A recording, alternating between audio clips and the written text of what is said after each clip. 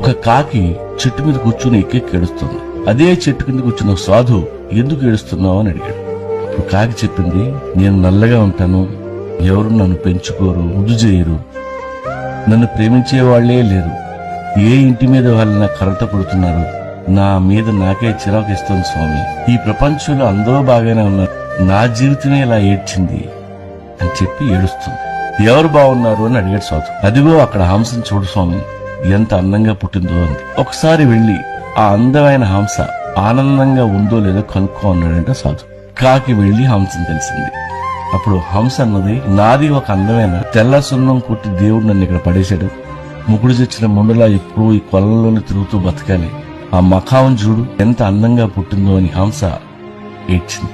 So పక్కోడి జీవితం మనకంటే బాగుందని అనుకుంటాం, డబ్బు ఉన్నోడు మనకంటే బాగా బతుకుతున్నాడని అనుకుంటే ఏం కాదు. ఇక్కడ అందరి జీవితాలు అలాగే తగలతాయి. అందరినీ పుట్టించిన దేవుడు హ్యాపీగా ఉన్నాడో లేదో ఎవరికి తెలుసు. కాబట్టి ఎవడి కష్టాలు వాడి. ఆ కాకి